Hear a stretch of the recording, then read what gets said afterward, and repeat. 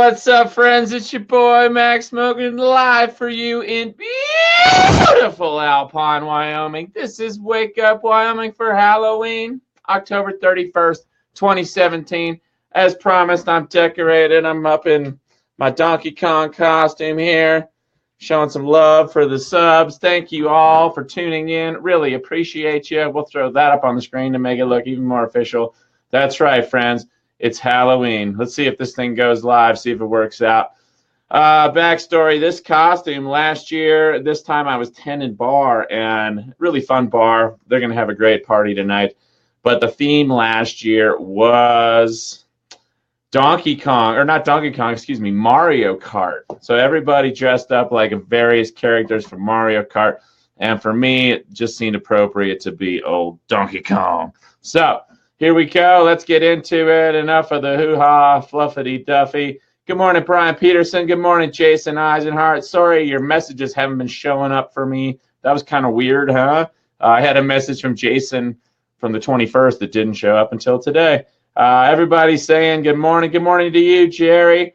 Check out the comments, everybody. If you want to get on the show today, if you want to get interviewed, there's a link in the comments. You can join as a guest, so check it out. Yesterday, we tried to get a guest live from Palestine, but it didn't work out. So maybe we can get one of you audience members to interview today. I think that'd be kind of cool. But let's get into the stories. Headlines today. We started off with that Kevin Spacey nonsense, right?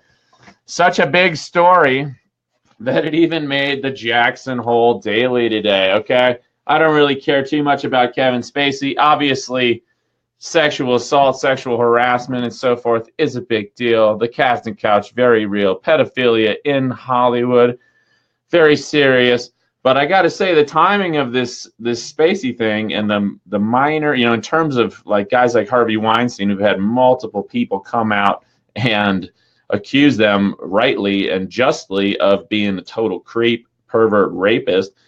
This Kevin Spacey thing kind of sounds more like a publicity campaign. I'm gonna let you know because this is all about media literacy here. It's all about calling out the mainstream, reading between the lines here at Wake Up Wyoming. So listen to this. Acclaimed series ended amid Spacey allegations. Of course, that's House of Cards. If you haven't seen that on Netflix, it's a pretty good show, showcasing one or several pathological personalities in DC politics, right?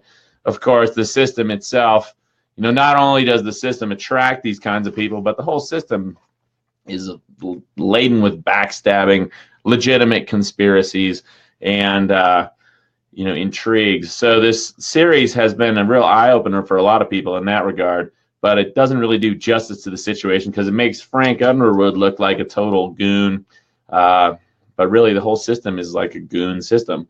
The fallout facing Kevin Spacey widened Monday following an accusation that he allegedly made sexual advances on a teen boy, with Netflix pulling the plug on his hit show House of Cards, and deeply troubled producers of the political thriller arriving on set to comfort castmates.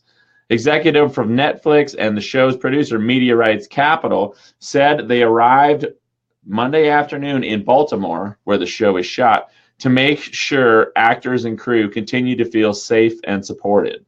Spacey was not scheduled to be on set Monday. Okay, the show's in its 6th season, right? Though the decision to end the series was announced Monday, it was made several months ago, according to a person with knowledge of the situation who spoke on condition of anonymity because they were not authorized to discuss the decision. So again, the decision to end House of Cards was made months ago, according to an anonymous source. Everything else I've read online today is saying the same thing. Spacey is the latest Hollywood man to be named in widening allegations of sexual harassment and abuse in entertainment, media, and other industries. In an interview published by BuzzFeed News on Sunday, actor Anthony Rapp alleged that he was attending a party at Spacey's apartment in 1986 when the inebriated 26-year-old Spacey picked him up, placed him on his bed, and climbed on top of him. Rapp, then 14, was able to get away without any physical harm. Spacey responded on Twitter by saying he doesn't remember the alleged encounter, but if he acted the way Rapp alleges, I owe him the sincerest apology for what would have been deeply inappropriate drunken behavior. Spacey then said Rapp's story encouraged him to address long-simmering rumors about his sexuality. He wrote that he'd been in a, well, blah, blah, blah. Long story short, Kevin Spacey came out of the closet, said he's gay. At the same time, when one allegation of sexual harassment from 31 years ago comes out, so far, you know, there's no other allegations against Spacey. But the point here is that it just looks like kind of a media circus, an intentional thing. And just want to let people know that, you know, sometimes any news is good news, right? And in a situation like this, with the Harvey Weinstein scandal, this is a great way to let people know that House of Cards is ending. Get a little, you know, kind of like some Frank Underwood business here with Spacey. You know, there's a scandal with Kevin Spacey. Anybody that really reads into it realizes that it's not a super big deal. I mean, you know, maybe it's probably true, but it happened a very long time ago, 31 years ago. And it sounds like he didn't actually, like, sounds like he was drunk and he didn't actually, like, rape this little boy, thank God. But I don't know, just weird. Again, it's all over the news today. You can see the Hollywood Reporter picked it up. So, yeah. Speaking of creepy pedophilia in Hollywood, you know, I'm not trying to, and here's another coverage here. Kevin Spacey thought that coming out was a good way to respond to a molestation charge. Hollywood did not agree. Okay, so they're creating a huge firestorm around this situation. But really, at the end of the day, Kevin Spacey, there are no charges against him. He's not going to jail. And it's a great publicity stunt for their show, House of Cards. While we're on the topic of pedophilia in Hollywood, yesterday, I got quite a rise out of some people for bringing up this book, Weird Scenes Inside the Canyon by David McGowan. I actually have a copy of that book right here. It's a great book. Highly recommend it. And this reveals the disturbing reality of Satanism, pedophilia, ritualistic murder in Hollywood, specifically in Laurel Canyon, just up from the Sunset Strip, surrounding the hippie music scene of the 1960s and 70s. It's an excellent book. You know, a lot of people think that folks like Jim Morrison were these huge countercultural revolutionaries. This book and myself beg to differ. Highly recommend it. Weird Scenes Inside the Canyon. If you haven't read it yet, in the comments I put a link. You can download it for free from this site, although I would highly recommend you buy it. Okay, you can get it on Amazon.com for $20. Dave McGowan died from a very fast-acting cancer a few years ago when he was researching and exposing all the inconsistencies surrounding the Sandy Hook shooting, right? One of those many situations that just really doesn't add up. But a lot of people have been rightly upset to hear me, you know, I look like a hippie, right? I got long hair, you know, I'm a product of that music. I love that music, you know. I love the music of the Doors and Buffalo Springfield and all these, you know, hippie bands. But at the same time, guys like Jim Morrison were the Justin Timberlakes of their generation. Hate to break it to you, but, you know, who was there? Morrison was there. Zappa was there.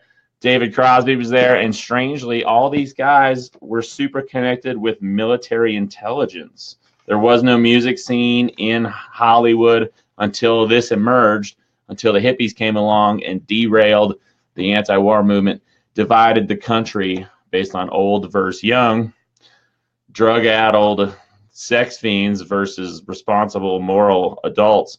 And again, a lot of these people who were pushing the counterculture in that direction were from military families. Okay, Jim Morrison, his dad was an admiral in the Navy. Not just an admiral, but the commanding officer of the Gulf of Tonkin incident, a false flag staged event used to propel the United States into the Vietnam War. So I can't recommend that book enough for somebody that really wants to know a little more about what's going on with the entertainment industry in Hollywood and the music industry in general. Speaking of which, Corey Feldman's Truth Campaign seems like it slowed down a little. He's trying to raise $10 million, but he's at 169,000, probably stalling out about there would be my guess. Turns out you can make a video, you can make a movie, you can name names on your smartphone. You know, anybody with a smartphone can make a viral video. We don't live in the era where you need to raise $10 million to make one video. But I hope Corey Feldman gets it. On the same vein, I've been bringing this up. The Core Newsman's Truth campaign. Inspired by Corey Feldman, I started my own truth campaign. We're trying to raise $10 million here too. And to put it into perspective, $10 million could fund 100 independent journalists paid $100 per workday for 1,000 work days each, right? If we were able to actually, I know it's not going to happen. I know people aren't going to pony up behind me, but this is more of like an exercise for the future to show people that if we do things smartly, we can literally build a strong independent media that doesn't have to resort to clickbait, that doesn't have to resort to online advertising, or isn't beholden to folks like YouTube, Google, and Facebook for its survival, right? Because we live in an era where the independent media is being censored. I can't stress it enough. And again, to put it into perspective, $10 million can buy us 100 real journalists for 1,000 legit work days, getting paid $100 per journalist per day.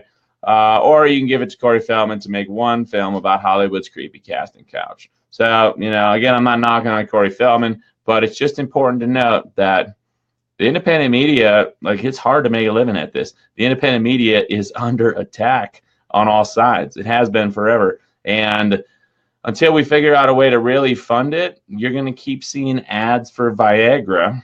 You're going to keep seeing, you'll be reading an article about how the banking and real estate industry is corrupt, and then there'll be an ad on that page telling you to refinance your mortgage. That's just the reality. So hopefully we in the independent media can keep moving awareness forward. Moving along to the situation in Puerto Rico. David, one of my Patreon subscribers, Puerto Rican, and we're getting a lot of good intel from a lot of people. Again, the UN criticizing it now. No big surprise there. It really makes absolutely no sense why in Puerto Rico, the average citizen, there are 3.4 million American citizens in Puerto Rico. The vast majority of them, still somewhere between 75 and 80%, do not have electricity yet. That hurricane hit on September 19th, bro. Imagine if Houston still didn't have power. Imagine if several million people in Houston or Florida still didn't have power in the wake of the hurricanes, right? It's pretty absurd. Anyway, moving on from that. Speaking of David Cocorico, I want to thank all my Patreon subscribers, everybody who's ponied up. If you want to bail before you actually get charged, your payments on Patreon are processing tomorrow. The squeaky wheel gets the grease, and I got 2 more Patreon subscribers yesterday. Thank you so much. Clayton Best, who also gives the best advice, Susan Hamilton, Madam X from Michigan, April Boso, Marta Lyle, Edward Bossier, and Rhino Bossier. Irene the Lion like Zion, Evan Simpson, Zachary Coons, David Cocorico, and of course my first Patreon subscriber, Brian Peterson. Also, big thanks to Mysterious Mountain Mama Jill up there in Montana, who has been keeping it real via PayPal. Just to let you all know, this is kind of cool. I'm trying to get smart with this. This is a service. Anybody who's streaming out there, this is called Restream.io. And what I'm going to do from now on is use this service after we go live here with all you fine folks at Wake Up Wyoming. I'm going to redistribute the broadcast on at least these 8 services: YouTube, Twitch, Ustream, Periscope, this Russian social network, Stream.me, VK is another Eastern European social network, and Mixer. So we're trying to reach a wider audience, and I'm trying to get crafty with it. And anybody who's interested, this is a cool service, Restream, because you can literally live stream on multiple platforms simultaneously. Moving along to some real news now that I've got all my spiels out of the way. Again, thank you so much for tuning in here at Wake Up Wyoming. In a shocking viral interview, Qatar confesses secrets behind the Syrian war. Who in Qatar? The former prime minister of Qatar. Coming from our dear friend Tyler Durden. at Zero Hedge. Check this out. I'm going to read this one to you because it's wild. A television interview of a top Qatari official confessing the truth behind the origins of the war in Syria is going viral across Arabic social media during the same week. A leaked top secret NSA document was published, which confirms that the armed opposition in Syria was under the direct command of foreign governments from the early years of the conflict. Again, in Western U.S. bullshit mainstream media, they still tell us it's a civil war in Syria. No, it's a foreign invasion. And according to a well-known Syria analyst and economic advisor with close ties to the Syrian government, the explosive interview constitutes a high-level public admission to collusion and coordination between 4 countries to destabilize an independent state, including possible support for Al-Qaeda. Importantly, this admission will help build a case for what Damascus sees as an attack on its security and sovereignty. It will form basis for compensation claims. Okay, this is a 2013 press conference. Qatari Prime Minister Sheikh, this is the guy who did the interview recently, Sheikh Hamad bin Jassim bin Jabbar al-Thani with U.S. Secretary of State John Kerry. A 2014 Hillary Clinton email confirmed Qatar as a state sponsor of ISIS during that same time period. What Hillary Clinton emails? Those are the ones that Seth Rich, the Democratic National Committee staffer, leaked. Okay, then Russia got blamed for it. Now, months later, nobody cares. The mainstream media doesn't care what was actually in those emails. Emails linking John Podesta to pedophilia. Bill Clinton's a pedo too. He's been to the sex island many, many times. And revelations about the Syrian war. Of course, they just focus on pretending Russia leaked those instead of a Democratic staffer named Seth Rich, who was murdered.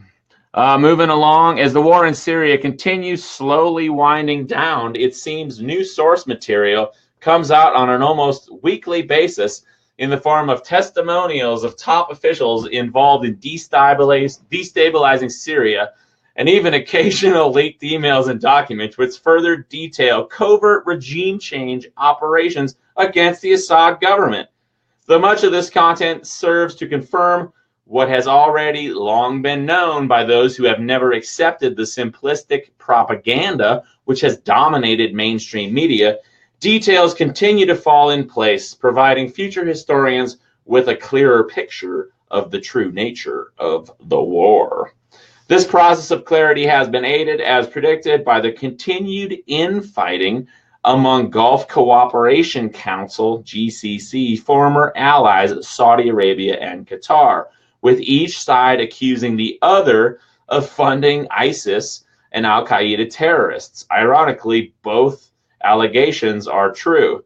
Increasingly, the world watches as more dirty laundry is aired and the GCC implodes after years of nearly all the Gulf monarchies funding jihadist movements in places like Syria, Iraq, and Libya. Okay? Can't even make this stuff up. Can't even make this stuff up. There we got Julian Assange calling him out. The top Qatari official is no less than former Prime Minister Hamad bin Jassim bin Jabbar al-Thani, who oversaw Syria operations on behalf of Qatar until 2013, also as foreign minister, and is seen below with then Secretary of State Hillary Clinton in this January 2010 photo. As a reminder, Qatar's 2022 World Cup Committee for Soccer donated $500,000 to the Clinton Foundation in 2014. Classy business. In an interview with Qatari TV Wednesday, the former prime minister revealed that his country, alongside Saudi Arabia, Turkey, and the United States, began shipping weapons to jihadists from the very moment events first started in 2011. Al-Thani even likened the covert operation to hunting prey, the prey being President Assad and his supporters, prey which he admits got away, as Assad is still in power. Though Thani denied credible allegations of support for ISIS, the former prime minister's words implied direct Gulf and U.S. support for al-Qaeda in Syria from the earliest years of the war, and even said Qatar has full documents and records proving that the war was planned to effect regime change to take down Assad.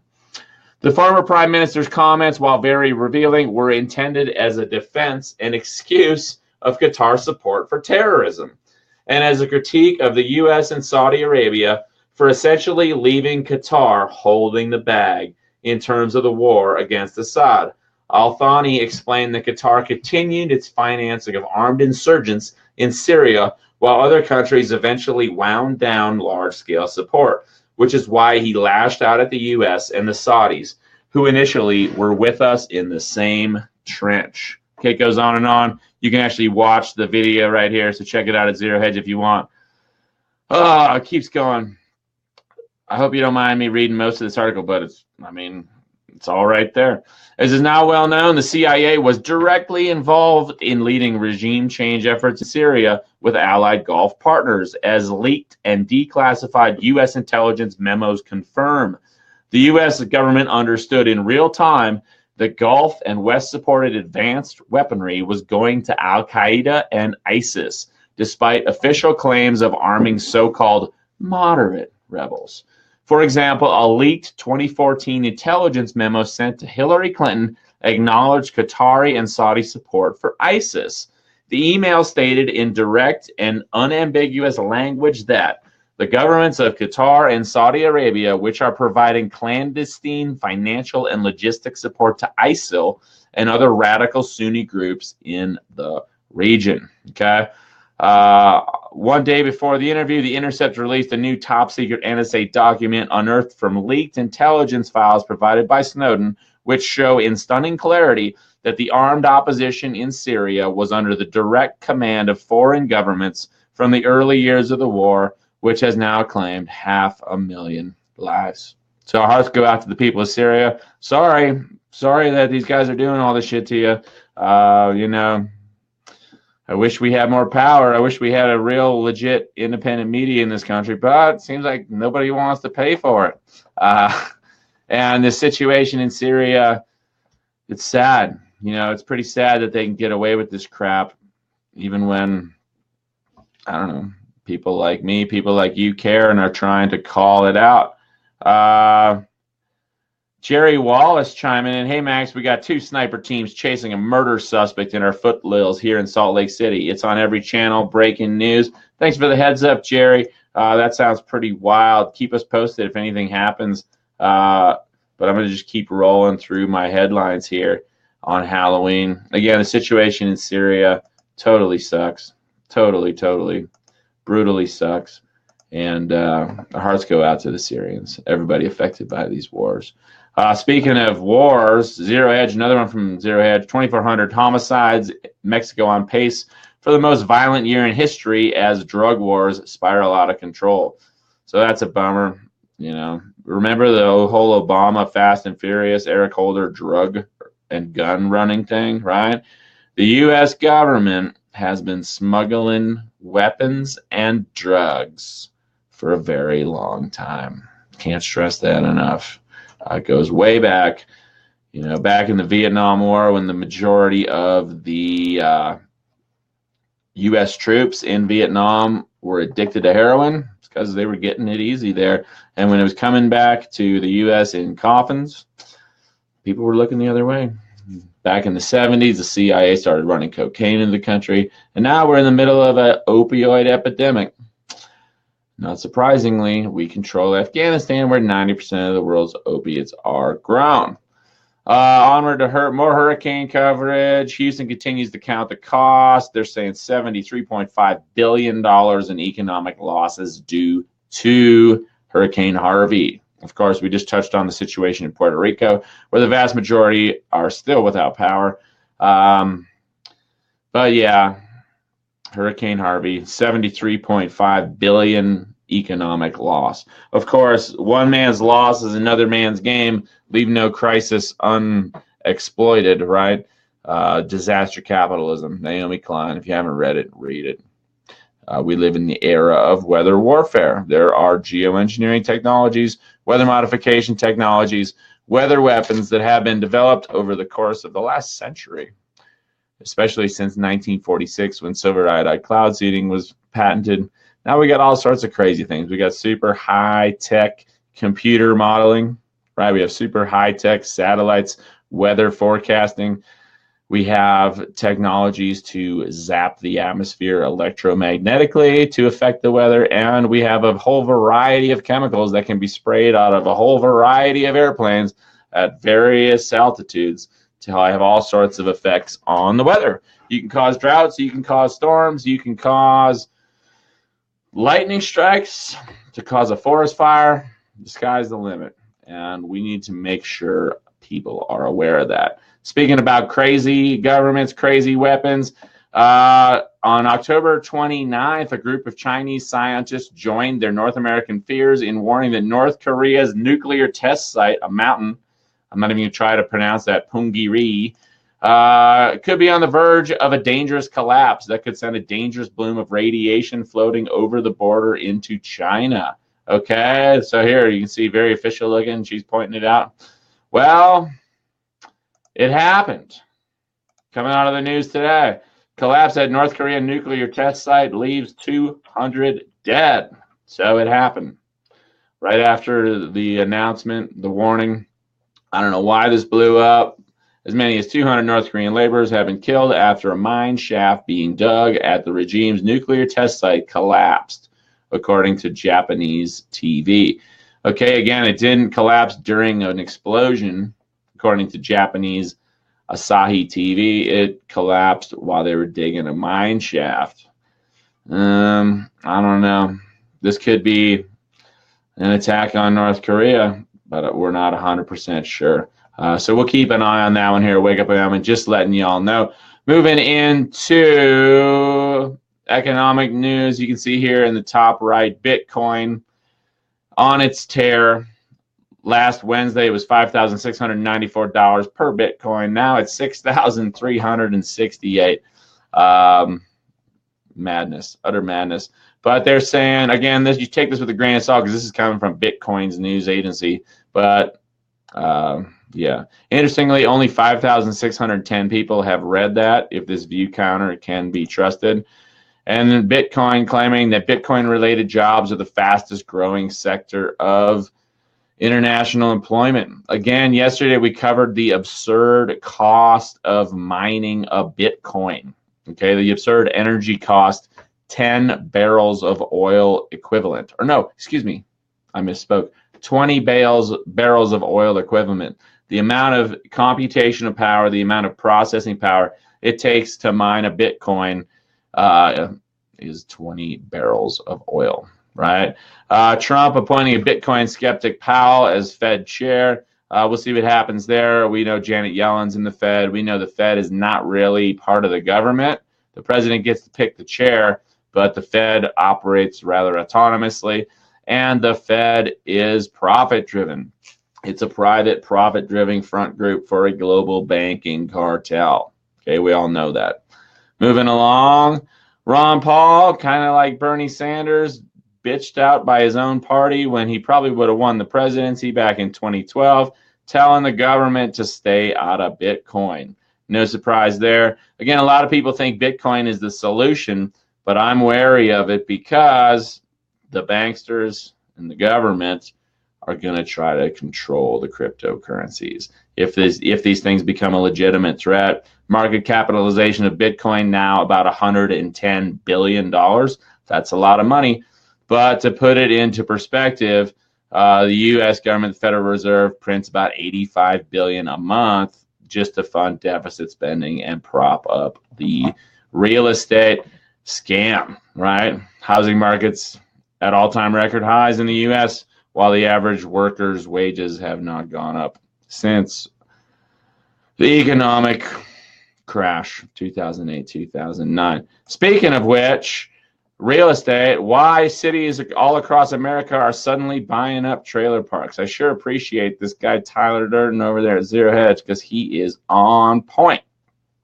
Much like the historic run that nearly resulted in the collapse of the global financial system in 2009, home prices in the U.S. are once again looking more like an Amazon or Facebook stock price chart than a stable store of value that should probably grow roughly in line with overall inflation. Okay, that's something we cover here at Wake Up Wyoming, right? They say the official inflation in the United States is running at 2.3% annually. But if the price of a house goes up by 20% annually, what is this chart looking at? I think this is percentage points. I wish they would give us an exact figure on here. But what we really want to know, excuse me, what we can really take from this chart. Geez Louise. Sorry, everybody. Thank you for your patience as I try to figure out how to use my computer over here at Wake Up Wyoming. But what we can see here from this chart is that obviously when the housing market crashed, prices went down. Back in 2007, 2008, 2009, into 2010. And then miraculously, the government kept printing money, kept gifting it to their buddies at the big banks who bought up all these toxic mortgages. Now prices are even higher than they were back before the bubble burst. And while these price gains are great news for the private equity firms that scooped up foreclosed homes after the last housing crisis, they're once again making it near impossible for the average American family to find affordable housing. As such, as the Pew Charitable Trust points out, municipalities all across the country are suddenly scooping up trailer parks in an effort to prevent them from being converted to the next McMansion tract housing project and maintain some affordable housing options, right? As Pew notes, roughly 8 million Americans live in trailer parks around the country, and when their land is sold off for the next housing development, they have no choice but to scramble to find new housing. Okay? This goes on and on. So what's the solution here? Like, how could we make the housing prices go down, right? Well, the thing is, they hide inflation in things like housing. They hide inflation in things like food prices, and gas prices. But housing, the big one there, there's really no reason why the cost of housing should have skyrocketed in the last several years. Obviously, it's good for people that own houses, but it's not good for everybody that's paying rent or people that want to buy a house. Of course, we could just reduce artificial demand for McMansions by reversing a decade of misinformed Fed policies. That's them printing money, giving it to the government to fund deficit spending, and giving it to the banks so they can hold on to all these foreclosed houses. But that might result in the bursting of yet another nasty little bubble. Here we're looking at the S&P 500. We all know stock markets hovering at all-time record highs in the Dow, the S&P 500, the NASDAQ. And just look at this. I mean, look at this. The S&P 500 was at 1,500 before it crashed 2009. Now it's at 2,581. Okay. This stuff is artificial, friends. When the bubble bursts, the bubble bursts. And we'll keep you informed here at Wake Up Wyoming as it's happened. It's going to be a wild ride. Moving along, the world's 8 richest people have the same wealth as the poorest 50%. Now, bear in mind, that's only the 8 richest people that are acknowledged, right? This is guys like Bill Gates and Jeff Bezos or however you pronounce them. It turns out these guys aren't the wealthiest people in the world, not by a long shot, okay? Owning Microsoft for 30 years doesn't make you the richest person in the world. Owning Amazon.com for 20 years doesn't make you the richest person in the world. The richest people in the world have been controlling the global financial syndicate for hundreds of years, right? So some people literally have trillions of dollars squirreled away. And even though we don't know exactly how much money these people have, still only the 8 acknowledged richest people in the world have the same wealth as the poorest 50% of humans. That's 8 people controlling the same amount of wealth as 3.5 billion people. Kind of a big deal. A new report by Oxfam warns of the growing and dangerous concentration of wealth. This article is 10 months old, but still relevant. Just wanted to bring this up because it's a pretty big deal. The world's 8 richest billionaires control the same wealth between them as the poorest half of the globe's population. I mean, tell us something we don't know. It's disgusting. So read that one if you want to get pissed off. And if you want to get weirded out, check out this article at The Independent. Strange messages coming from the stars are probably from aliens, scientists say. Coming out of The Independent, Monday, October 24th, 2016. That's an old one, too. Somebody, my friend Jenna Orkin put this up. Maybe they screwed up on the date here. I thought this was new, but I guess it's old. So that's kind of cool. I'm not going to read it to you, though, since it's old news. And I'm out of links there, which is kind of nice, which means it's time to get into the Jackson Hole Daily. Man, it's getting hot in this friggin' Donkey Kong costume. I'll turn off my little heater here. This thing right in the chest region, it gets really hot. And this hat on top of my hair gets even hotter. So I'm going to go ahead and take my hat off as we get into the paper because I get a little fired up. Again, Jackson Hole Daily servicing the wealthiest county per capita in the United States. So this is the newspaper the billionaires read when they're on vacation at their tax evasion McMansions out here in Jackson Hole. So it is what it is. Winter occupancy lags. Don't worry. Jackson's going to be okay financially as long as the billionaires and multimillionaires and people that can afford to play the stock market keep ripping off the rest of us. Snow cells, officials said. People can quickly change their plans in this digital world we live in. If Jackson Hole really wants to get serious about making the snow good around here, we're going to need some public knowledge of geoengineering. Just saying. There's an article in here about this crazy bastard who was running around town for a while, racking up huge debts.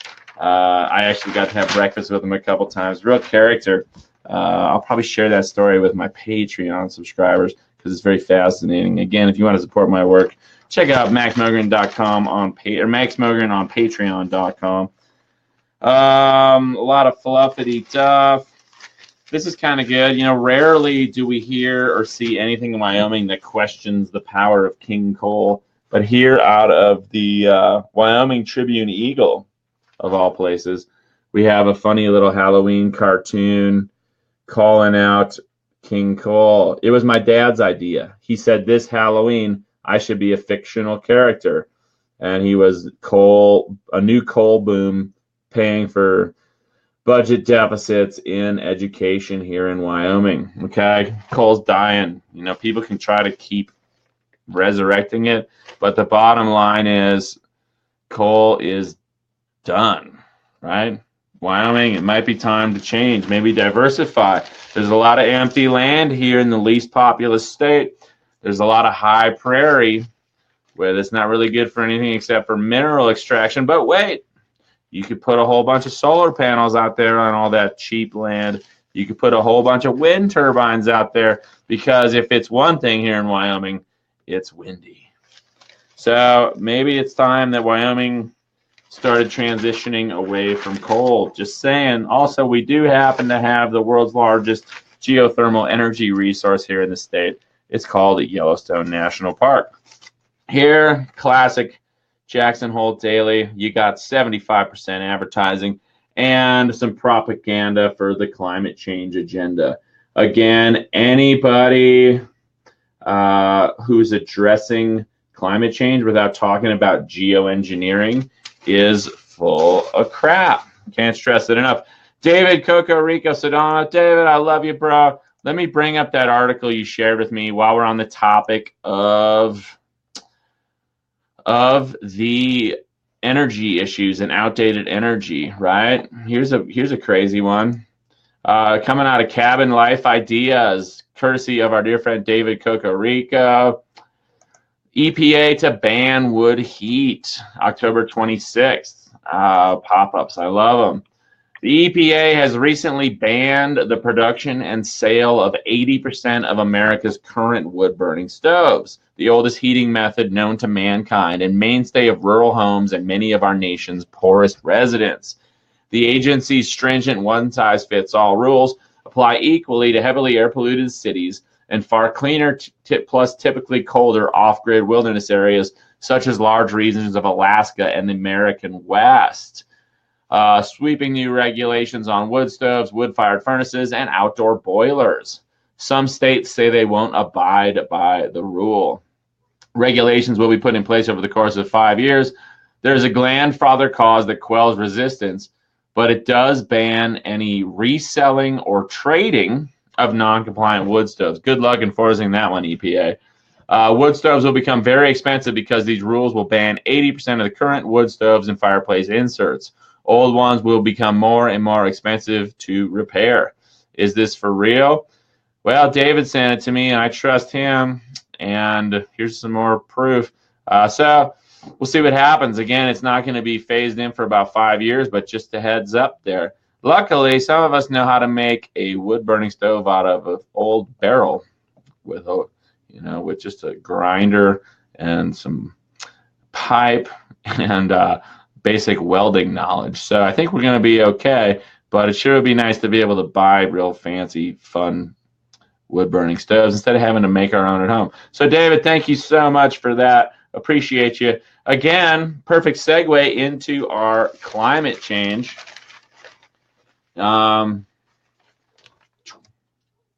Classic climate change propaganda. I'm concerned about fossil fuels. I want to get off fossil fuels. I'm concerned about all sorts of environmental issues, but I don't buy the climate change agenda hook, line, and sinker, and I don't think you should either, because it's more about control than saving the planet. It's fake environmentalism. Climate change is hurting people's health more than was previously thought, but there's hope that the planet and humans can heal if the planet kicks its coal habit, a group of doctors and other experts said. The poor and elderly are most threatened by worsening climate change, but there remain glimmers of progress, especially after the 2015 Paris Agreement to limit heat trapping carbon dioxide emissions, according to a new study published Monday in the British medical journal Lancet. Okay, again, the 2015 Paris Climate Accord, it's important to note, they made a big deal out of that, but the Paris Climate Accord is a non-binding agreement, right? None of these countries that signed on to it actually have to follow through. There's no real penalty for not meeting the standards of decreasing carbon emissions. And arguably, decreasing carbon emissions are not going to save us from weird weather when dozens, if not hundreds, of actors are playing God with the weather using weather modification technologies currently, right? So until the mainstream media gets its head out of its ass and addresses weather modification, geoengineering, weather warfare, climate change is an incomplete issue. But the beautiful thing about climate change is you can blame literally everything on climate change. People are getting sick. Oh, it's climate change. Check it out. Comparing the report to a doctor's health checkup, 4 researchers and several outside experts described the planet's prognosis as guarded.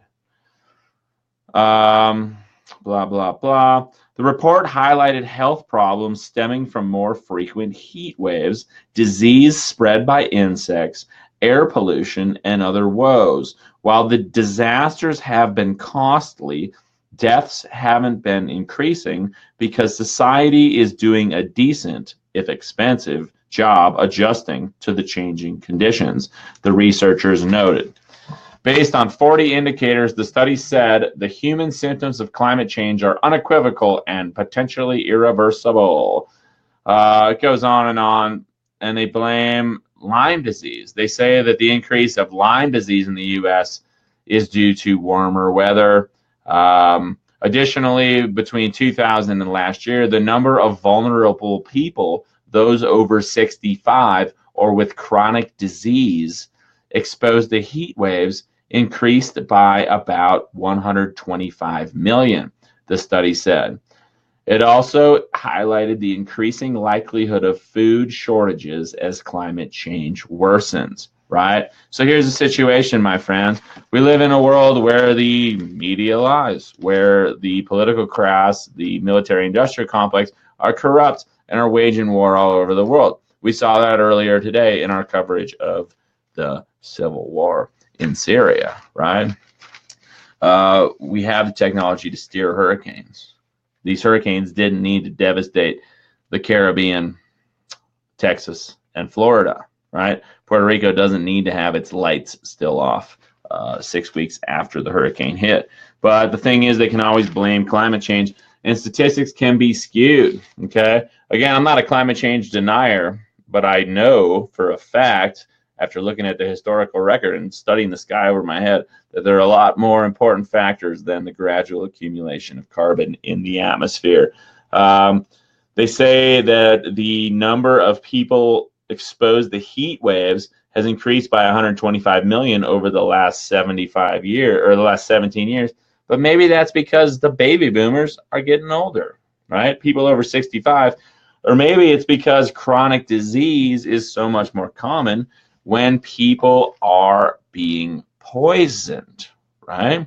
There's poison in a lot of the food. There's poison in a lot of the public water supplies. There's poison raining down on us out of the sky when planes are spraying aluminum, barium, strontium, Morgellons fibers, and God knows what else in the air we breathe, okay? Wi-Fi. Healthcare costs keep going up. More and more people keep getting sick. Americans keep getting fatter and sicker. Why is that? I think it's mostly because we're being poisoned and we're stuck in these extremely stressful lifestyles where we're stuck working all the time for diminishing returns. Jeffrey Pritz chiming in, poisoned by Big Pharma. Daniel Reichert saying Monsanity. So thank you, gentlemen, for your comments. Dennis Banks, the Native American activist, dies at 80. Rest in peace, Dennis Banks. He was a badass, one of the founders of the American Indian movement, helped lead the occupation at Wounded Knee in 1973, helped lead the takeover of the BIA offices in Washington, D.C. in 1972, and a participant in the 1969 through 71 occupation by Native Americans of Alcatraz Island. So rest in peace, Mr. Banks. Thank you so much for your fight. Thanks to all Native Americans for standing up. We talk about the population being poisoned. We've talked about people getting killed.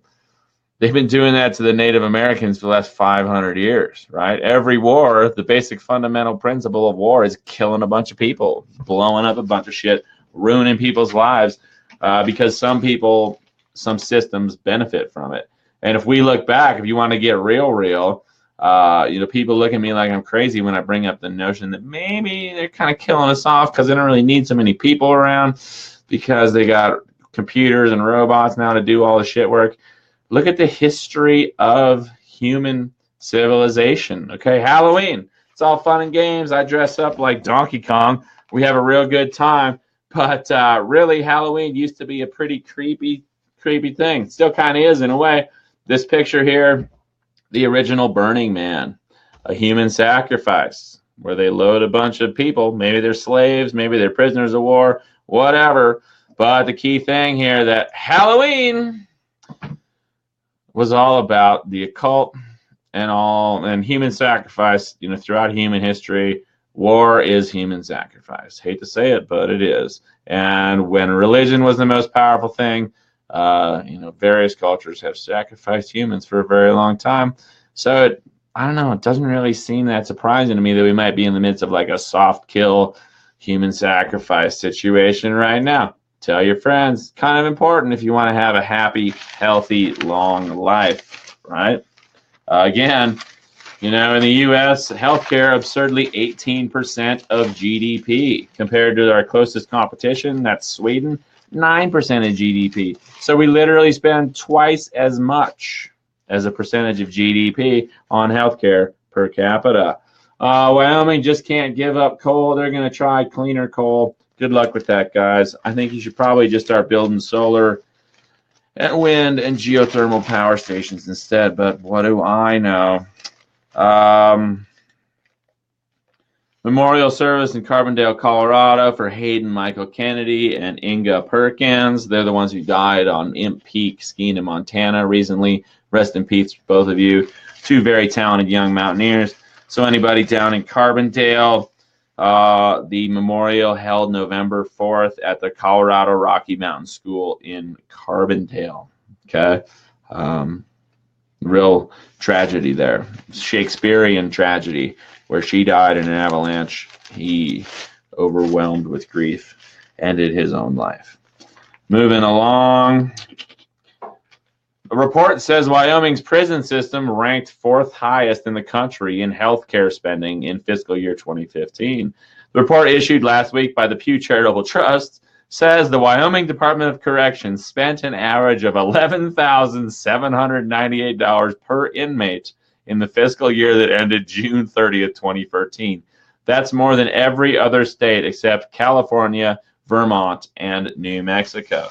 Okay, so the state of Wyoming, dealing with budget shortfalls, spending almost $12,000 per inmate on health costs annually. I know from my experience, my Patreon page, for example, if I can make $1,000 a month on Patreon, I'm good, right? I'm good. I can live off $1,000 a month. So people, pony up if you would. The state of Wyoming spending $1,000 a month on healthcare per inmate. That's how absurd the prison system and the medical system are in this country, right? A lot of people in Wyoming are in jail for like pot charges. Maybe they should set those people free and they'd save a lot of money. More distraction and division in the national and international news. Oh, Russia charges. Keep banging the friggin' drum of the Russia collusion story, guys. Nobody buys it. The media, accusing, they just want to create a big scandal here, distract and divide people. Again, I'm no Trump supporter. I think Trump's the divider in chief, the distractor in chief. And this is just part of the show.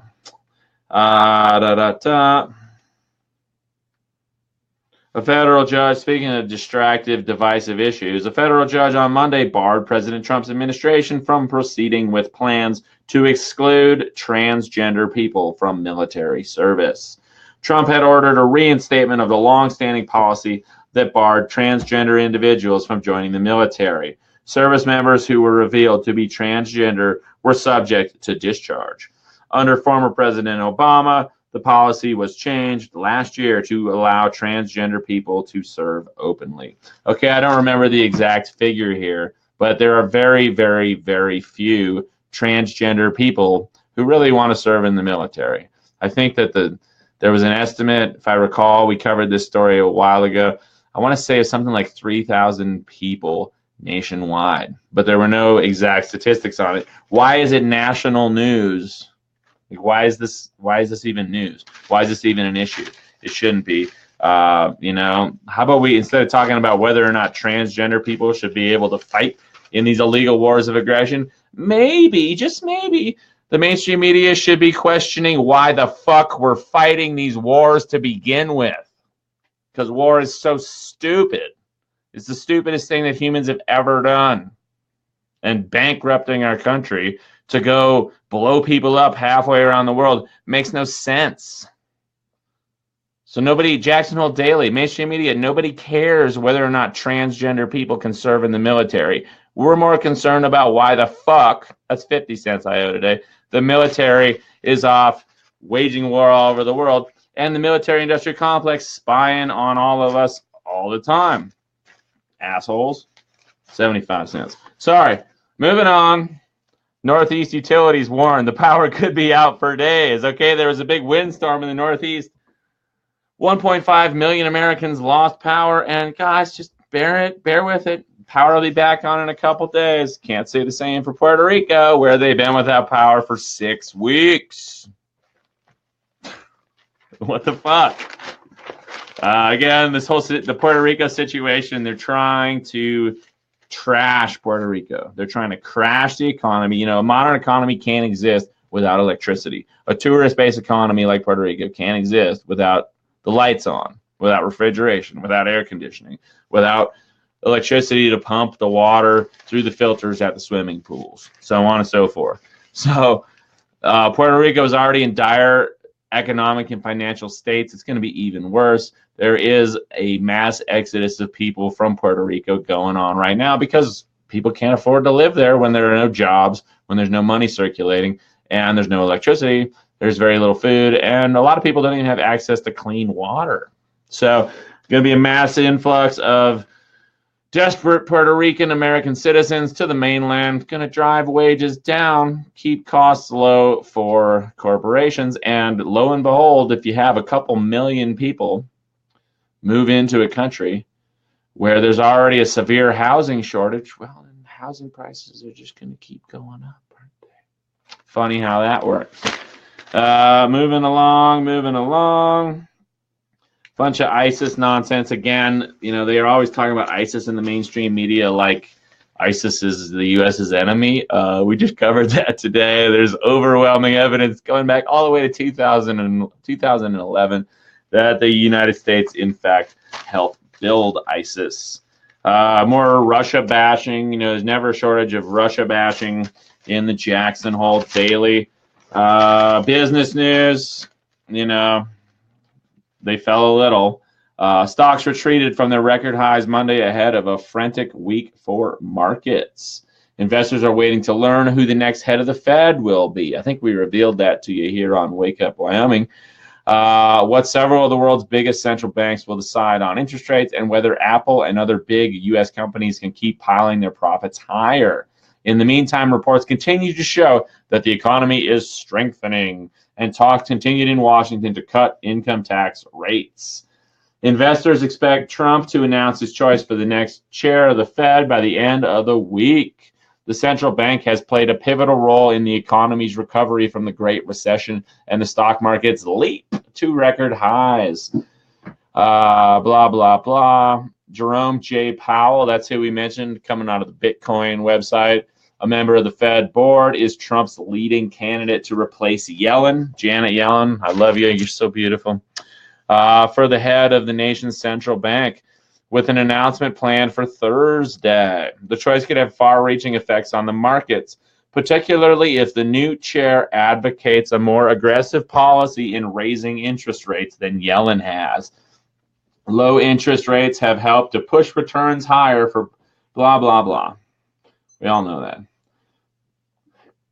Against the backdrop of an economy that's growing at a 3% annual rate, all those ingredients could lead to higher inflation, something that's been scarce in the global economy for years, says Jim Paulson, chief investment strategist of the Luthold Group. That could force the Fed to push rates higher more quickly. We've rarely had 3% back-to-back quarters of growth in this recovery, and we have never had that when we've been at 4% unemployment. The Federal Reserve is scheduled to start a 2-day meeting today. Most investors expect the Fed to raise rates at its next meeting in December, which would be the third increase of the year. Other central banks meeting this week include the Bank of Japan and the Bank of England. Okay, so these people rigged the economy. It couldn't be more obvious. It's literally written in plain English in the newspaper. Of course, the newspaper lies when they tell us that the economy is growing at 3%. Okay, that's true, but what's the debt growing at when they're printing $85 billion a month, right? And if inflation is running at 2.3% officially, then the economy is really only growing at about 0.7%. Now, on top of that, where's the economy growing? Well, it's growing in real estate, right? Housing prices at all-time record highs. The average American's wages have stayed the same, maybe gone down. The average American's cost for housing has gone through the roof. Okay? It's because the banks got bailed out. We got sold out. It makes it look like everything's hunky-dory when in reality the rich are getting richer and the poor are getting fucked over. Obamacare, Affordable Care Act, I'm not even going to get into it. stranger than fiction. Rates going, well, actually, this is important. I'm going to read it to you because it just shows you what a ridiculous, intentional clusterfuck the entire healthcare system is in this country. Again, if the government really wanted to solve our health insurance crisis, all they'd have to do is pass legislation demanding that hospitals and other healthcare providers listed their prices. Then we'd have something called competition in the system where people would go to the hospital that's more affordable. People would go to the hospital that doesn't charge them $1,000 a night for a room. People would go to the hospital that doesn't charge them $20 for an Advil, right? Somebody blows their knee apart skiing, they're going to go to the surgeon who's going to charge them 20 grand instead of 50 grand. It's common sense. It's called the free market, and kind of works, not perfectly, but it's better than a corporatist oligarchy where the big pharmaceutical companies, the big healthcare providers, big government, and big insurance, the big four, are all unified in their quest to jam it up the American consumer's ass. In an odd twist, I owe $1. In an odd twist, low-income people in about half of U.S. counties will now be able to get a taxpayer-subsidized Obamacare policy for free, according to a new study that suggests some actions by President Trump against the health law could backfire. Monday's analysis for government data by the nonpartisan Kaiser Family Foundation. By the way, Kaiser Family Foundation, Kaiser Permanente, a huge medical company in California, runs counter to the perception of huge across-the-board increases in costs for consumers under the ACA. It could become a springboard for marketing pitches by insurers as they try to sign up more consumers. Remember, you're a consumer, not a citizen. In America, you're not a patient, you're a consumer of healthcare. When open enrollment begins November 1st. The study found that 1,540 counties, a hypothetical 40-year-old, the study found that in 1,540 counties, a hypothetical 40-year-old making $25,000 a year can get a basic bronze plan under the ACA next year for no monthly premium. This is partly a result of administration actions that raise the underlying cost of insurance, leading to higher federal spending for premium subsidies. The final number of counties with available free plans is certain to be higher because the Kaiser study only examined the 39 states using the federalhealthcare.gov website for signups. In those states, nearly 60% of counties will have free bronze plans. The government also released official numbers Monday. The Health and Human Services Department said sticker price premiums are going up 37% for hypothetical young adults buying a typical mid-range silver plan. Okay? So if you want a bronze plan, whatever the hell that is, it's crappy coverage. If you want real crappy coverage and you make 25 grand a year or less, maybe you can get it for free. But if you want healthcare coverage that's actually going to do you some good, silver plan, the prices are going up by 37% on average nationwide. Here in Wyoming, I think it's 64% that these silver plans are going up. So no big surprise there. That's how monopolies work. That's how oligarchies work. You get everybody stuck. The government says you need to buy health insurance or you're going to get fined a whole boatload of money. So people are like, well, guess I better buy health insurance, so I better go off the grid and not make any money and not file my taxes. Those are your two choices. So the average American gets health insurance. Well, now that they're stuck getting health insurance, the price just keeps going up.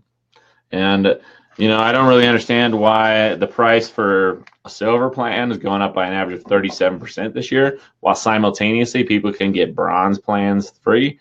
I know that it's a complicated shit show and it makes no sense. So let's read Dilbert, because Dilbert's always fun. Dilbert, when I press this button, your brain will form a neural link to your phone. Then I can control my phone with my thoughts? No, your phone will control you. Hey, I didn't agree to. Too late. Click.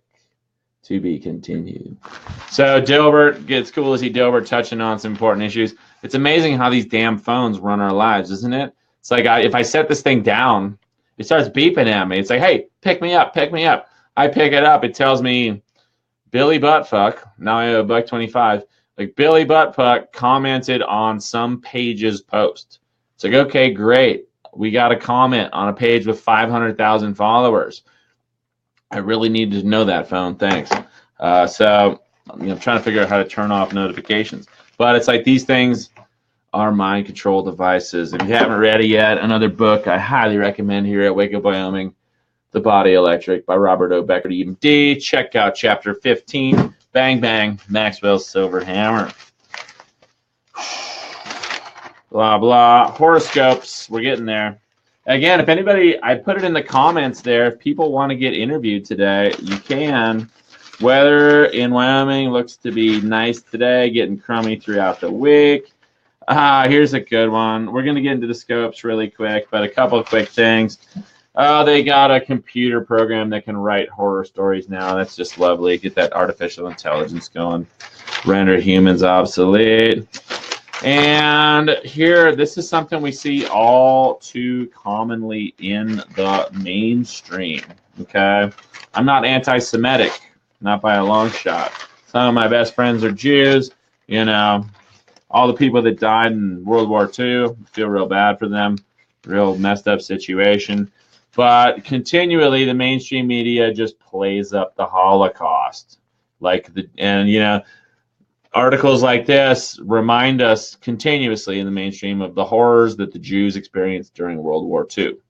But rarely do you see a story about the horrors the Japanese experienced during World War II when they got nuked, right? Rarely do you see the horrors that, the Russians experienced during World War II when 48 million people, at least, died, most of them starving to death or freezing to death, okay? In comparison, about 6 million Jews died during World War II. So you got 48 million dead Russians, you got 6 million dead Jews. But the Holocaust continually hyped up. Again, why don't they cover the horrors of the people of Dresden that were firebombed by the British during World War II? Several 100,000 people incinerated in one night, right? But no, none of that matters. The only thing that matters is the Holocaust. And we see that here where they're making holograms of Holocaust survivors to continue telling that story. Again, I don't hate Jewish people, but the official story we're told about World War II is nowhere near true. If you really want to know what was good, Hitler was funded by people like George Bush's granddaddy, Henry Ford, the Central Bank of the United States, the Fed, the Central Bank of England, the Bank of England. He was literally funded and supported by these people. The miraculous recovery of the German economy prior to World War II was, it was orchestrated by the financial elites. Okay, the whole war was, I don't know. I could go on, but the point is, people, they always hype up the Holocaust in the mainstream, but they never mention all the other people that died. Thank you so much for tuning in. Man, we lost a bunch of viewers there. Just dropped to 31. Now we're back to 46. I wonder what happened. But again, I'm not hating on the Jews. I'm not saying the Holocaust didn't happen, but there's a lot more stories of war than just the Holocaust. But the media covers the Holocaust at least once, maybe twice a week in the Jackson Hole Daily. We're reminded of the Holocaust. I'm trying to find, then you got sports, no shortage of sports. You got your classifieds, again, no shortage of jobs here in Jackson Hole. Anybody wants a job, you can find yourself a job out here. Might not pay very well, but you can find yourself a job. Of course, you can't find yourself an affordable place to live because the artificial inflation of the housing market that we experience from coast to coast is out of hand here in Idaho. Scopes, let me know what you want. That's your news for today. Thank you so much for tuning in. I'm kind of bummed that nobody took me up on my offer to get interviewed today. You never got interviewed by a man in a Donkey Kong suit railing against the government. You haven't truly lived yet. Drop it in the comments, your scopes. Sorry I have not been reading the comments.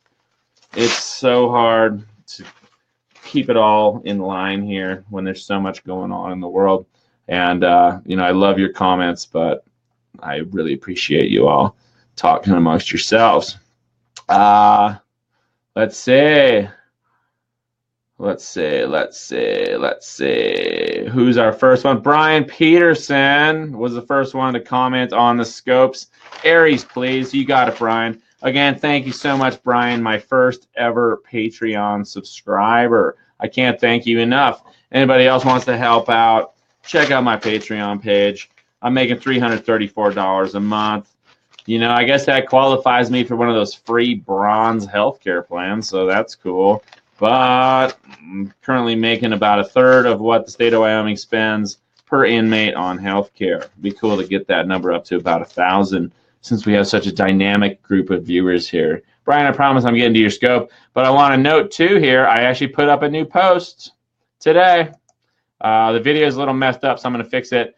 But another post for exclusively for subscribers, the third time Maestra saved my life. Okay, this is about being on a sailboat in Colombia when shit went down. Check it out.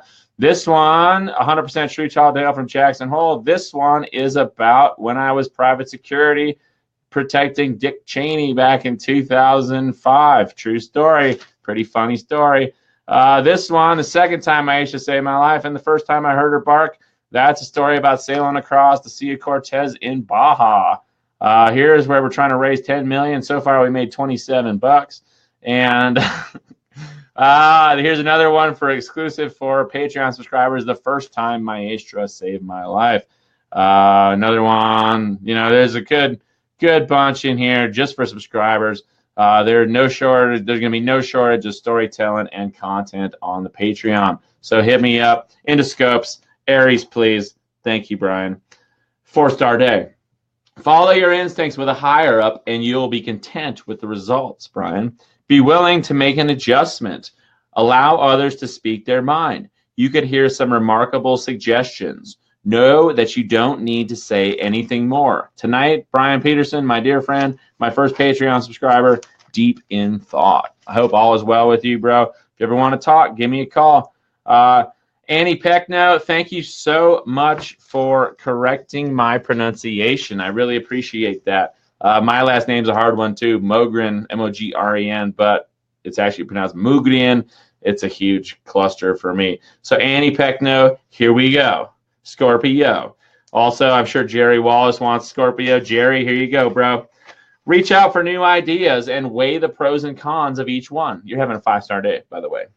You might want to find an expert to discuss a key matter. Your ability to communicate grows as you stretch to understand a difficult mindset from your own. Tonight, be a little naughty and nice. So Annie Peckno and everybody else who's a Scorpio, there you go.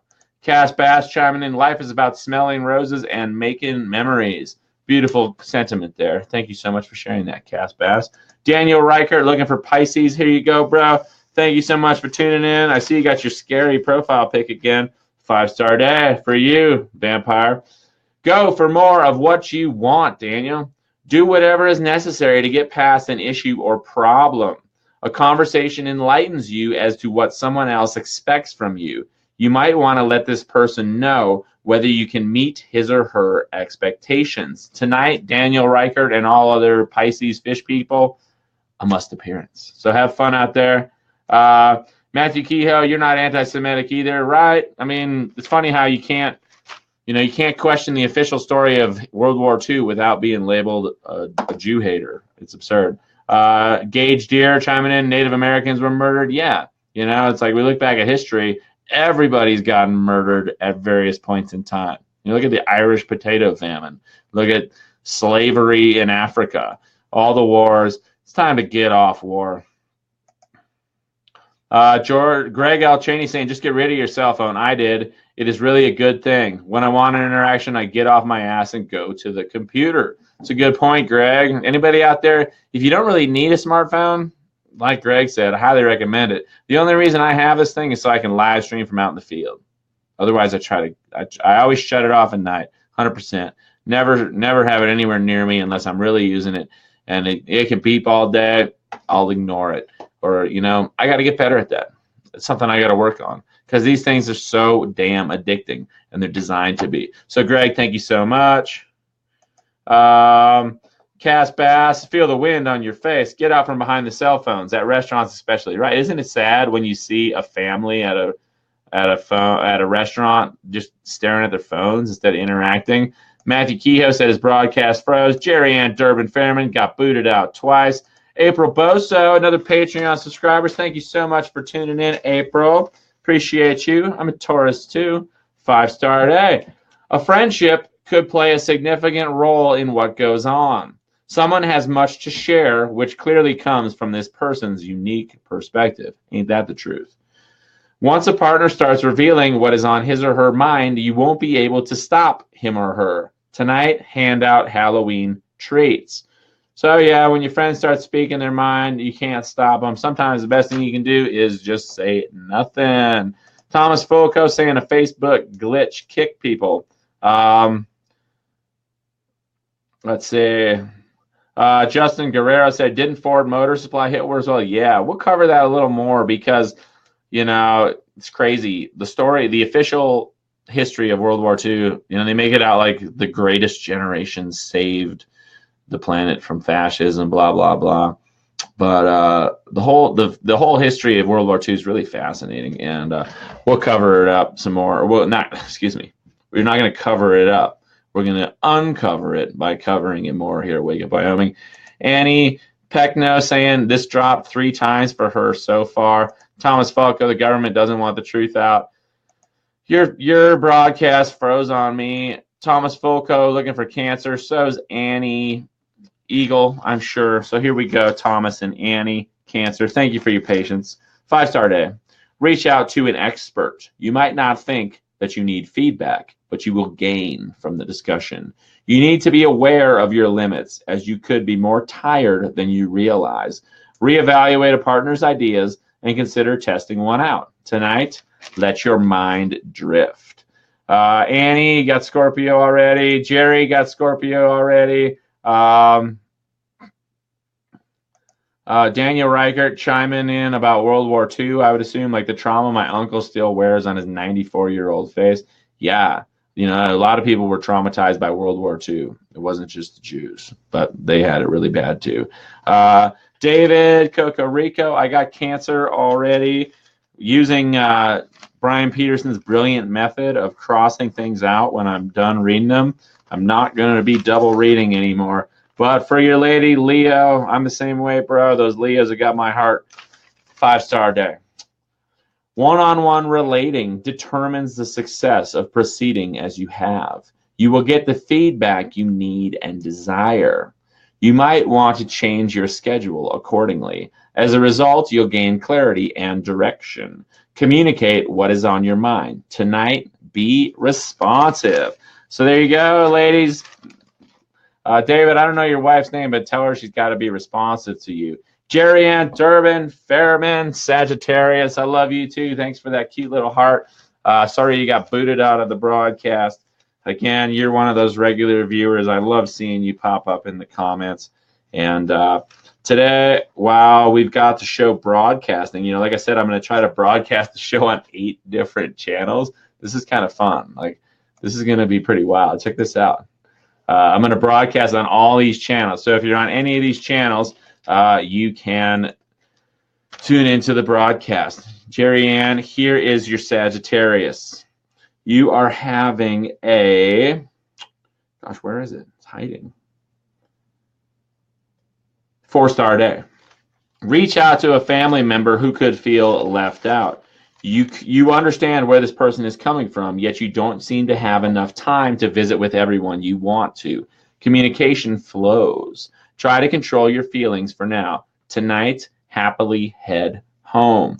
So there you go, Jerry Ann. Thank you so much for tuning in. Again, I'm going to read through all the comments today. I've been slacking off at that a little lately. And I really appreciate all of you commenting. I really and truly do. I think it's going to be wild when we rebroadcast this on all 8 of these services. I don't know what's going to happen. Matthew Kehoe looking for Sag. He wants me to beat my chest and stretch a bit. I don't know, man. I'm doing all right. I'm just sitting on this stool here. Sean McLaughlin chiming in. I keep getting this message here. Something went wrong. Sorry, we're having trouble playing this video. Yeah, I get that message myself when I try to, like, you know, when I'm going through the comments, it'll just automatically start playing. And I'm amazed at how many times it gives me that message when I broadcasted the darn video. So that's why we're expanding to 8 new platforms. It's going to be wild. It's going to be fun. 5-star day for you, Sue Green. You beam in whatever you want, Sue. Understand that you need to follow your instincts closely or else you could feel left out. News comes forward from a friend that might surprise you. Do not overthink a personal matter. Let the chips fall where they may. Tonight, all smiles. So there you go, Sue Green. Ralph Shelton, I already read Sagittarius, so hopefully you caught that one. Brian Peterson, thanks for keeping me honest here. 275 going in the tip jar, not the tip jar, the swear jar. The swear jar going to charity. I'll let you all decide which charity that goes to. Brian Peterson chiming in. My first Patreon subscriber. Those are some awesome stories, by the way. That's right. The rest of you, if you want to know the rest of the story, you got to sub on Patreon. Bessie Davis looking for Virgo. You got it, Bessie. Let's see. Virgo. Thank you to Bessie, if that's your real name. Virgo, 4-star day for you, Bessie Davis. Others seek you out. Your popularity soars and allows you to share more of your thoughts, especially the imaginative ones. Know that you can't avoid a domestic issue. In fact, the longer you put it on hold, the longer it will take to resolve. Tonight, defer to a loved one. There you go, Bessie Davis. Again, thank you so much. Appreciate you being here and all that you do. Ralph Shelton, we got Sagittarius already. Thomas Foca, we got Cancer already. Lisa Holford, Chris, we got Sag already. Thank you, Daniel. Greg L. Cheney, thank you. Appreciate you too, brother.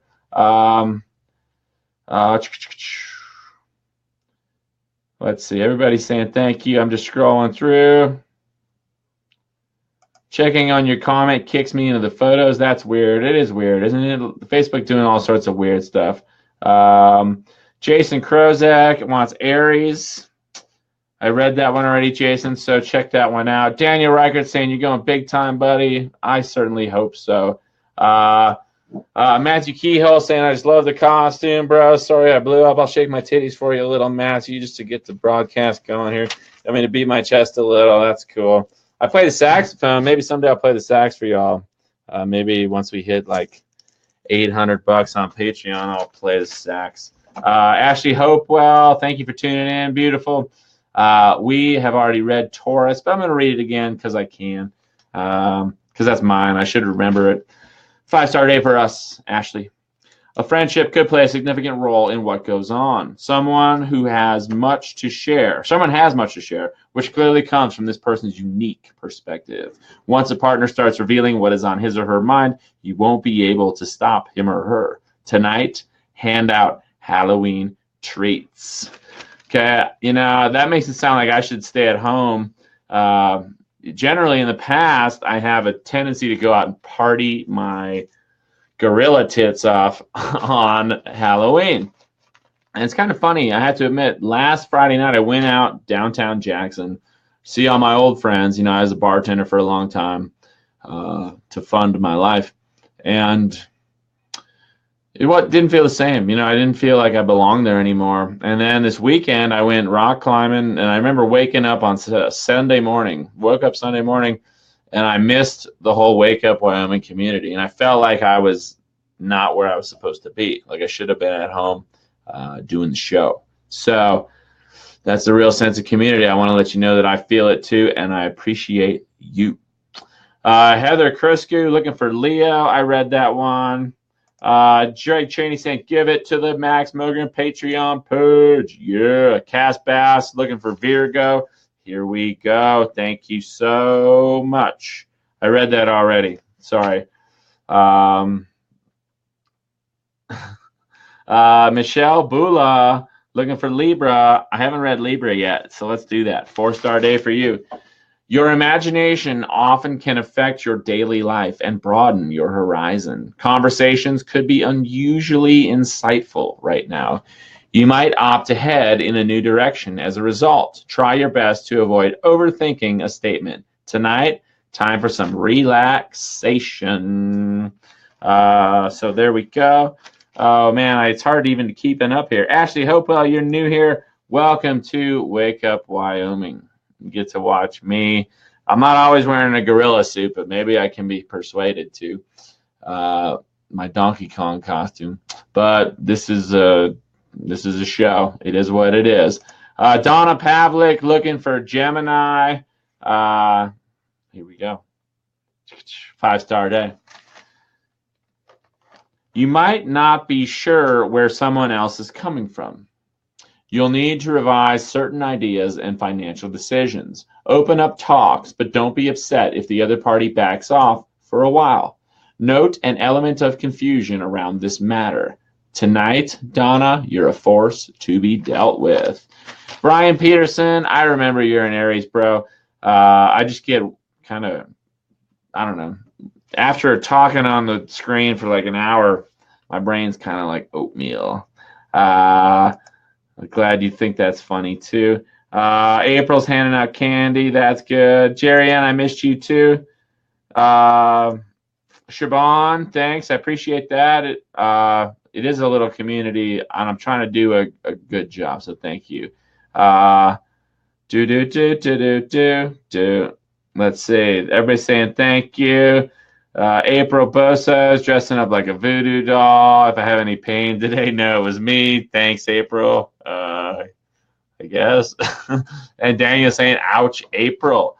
Again, I'm raising $10 million. Probably not happening, but just raising the awareness there that we're getting screwed by the social media networks. Our reach is limited. The independent media stifled in all regards. And so now today I am going to be attempting to broadcast this on all these services simultaneously shortly after we do the film today. But I'll always be doing it for you here at Facebook, that's for sure. Just trying to expand the broadcast. So we'll see what happens there. If I get arrested for sharing this information on OK.ru and VK, it is what it is. But we're just going for it. Again, I can't stress it enough. I'm trying to do this full time. I'm trying to make it my job.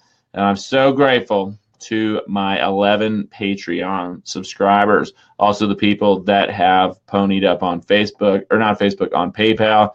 If you want to become a patron, you want to support this channel, I'll appreciate it. And we got a lot of patron-only content here, right? It's been a big year for me, a lot of changes, and if I can figure out how to make this like my full-time job, it's going to be a lot of fun. We're going to have a whole lot of fun here at Wake Up Wyoming. So if you can pony up, please do. If you can't, I appreciate all of your comments, just showing up and watching, all your likes, all your shares. Again, I can't stress enough, even if you share this, okay, even if you share this, doesn't mean people are going to actually see it. It might, as the social networks screw me over, they're also screwing you over. And I can prove this to you. Yesterday's broadcast got 61 shares. Okay, I'm going to close this. Just so you know. See, here you can see yesterday's video, 7,000 views. But we had about 5,000 during the broadcast. So only about 2,000 afterwards. I'm very grateful that we had that many people tune in. I think that's incredible. But the important thing to see here is that Facebook doesn't show your posts to many people. Diana Salyers, no likes. William Broster got 2 likes, but one was his own. So I'm going to like that too. I'm going to like everybody's on here. Tara got Billy Hall to like it. Thank you, Tara. Thank you, Billy. Angie Eagle, thank you so much for sharing. I doubt many people saw that. This group, it's my pleasure to have offended you today, so fuck off. 1,300 likes, but nobody liked that post. JT Jones, love you, bro. Thanks for sharing. William Broster, thanks for sharing again. The Global Unknown doesn't have too many likes, but still no likes there. Kim Washburn, always appreciate you sharing. And I'll go ahead and like yours from yesterday. Again, notice how nobody likes it because they're not seeing it. Yvonne Ramirez Paradas, thank you for sharing. But again, nobody saw that. People Powered Streams was only liked by one of our regular followers, Gregory. Gregory, thank you so much. Amy Wilkes, I doubt anybody saw that. Baron Robinson, excuse me. Thank you so much for sharing. Lavada Looning, thank you so much for sharing. Gregory Ozeal, in addition to sharing it on his page in support of His Majesty, the deposed King of Tibet, shared it, but no likes except for his own. Same with his page here. They shared it, but again, nobody saw it. Kate Catanella, thank you so much for sharing. Alan Morningstar, thank you for sharing. David, thank you for sharing. But again, notice how nobody likes these. Nobody sees them, right? Here's one they're recycling now, and these are just people who I've already liked. Jerry Ann, thank you for sharing. I just liked it, and my likes seemed to disappear, but now it's back. Dale Sprang, thank you. Just want to show people that, don't feel discouraged if very few people or nobody likes your post, because odds are not that many people are seeing it. I'm going to go through and like all these. Nolan, thank you. Norman McCullough, thank you for sharing. Jerry Ann, thanks for sharing. Dale, it's weird how it's recycling. It's never really done this before. Helen Ford, thank you for sharing. You're a friend of Bernie Sanders is a friend of mine group. Now look, this group has 6,422 members. No likes on the link. Hassan Mumtaz, thank you so much for sharing. Heather Lance, thank you for sharing. Jeff Robertson, thank you for sharing. Alan Morningstar, thank you. Again, notice how very few people see this. Fred Steen, thank you so much for commenting on Zachary's share there. Zachary, the editor-in-chief here at Wake Up. Helen Ford shared it twice. Thank you. Anti-New World Order is a pretty big page. They have 310,000 likes. So that's a lot of likes. That's a big page. Thank you so much for sharing Anti-New World Order. Unfortunately, only 8 people liked it. Educate the Public has a huge reach too. This page has a reach of over 200,000 people. I've got admin status there, I must admit. But sharing it over there only got 2 likes. Again, thank you, Helen. Age of Information shared it, only reached 73 people. Okay, I shared it on my own personal. Obviously, I'm in it, and a lot of you notice a lot of the people that liked it on my page are people that also shared it, people that are common viewers here of the show. Zachary, thank you so much. And then we're out of shares. Anyway, I just want to show that to people so you know that just sharing it might not be enough these days. Maybe put together, I think it's important that we have resilient communication networks is what I'm trying to say. And obviously at this stage of the game, the best way for me to get a message out to all of you is via Facebook. But the algorithms, the corporations, the corporatocracy is shady. And what do we do when they shut down these lines of communication that we have? We'll figure out other ways to do it. But yeah, point being, if you want to get the word out, if you really like Wake Up Wyoming, please send it to people by email, send it to them in personal messages. Anything you can do to help get the word out, very much appreciated. On that note, I'm going outside. Well, that's not true. I'm going to download this video. I'm going to set up my computer to stream it live on 8 different services. I'm going to upload it on YouTube, upload it on BitChute, upload it on DTube, post it on wakeupnews.net, and then I'm going to go outside after reading all your comments. But thank you so much for tuning in. I love y'all. Appreciate y'all. Working hard for you here at Wake Up Wyoming in my Donkey Kong costume. Y'all take care. One love. Peace.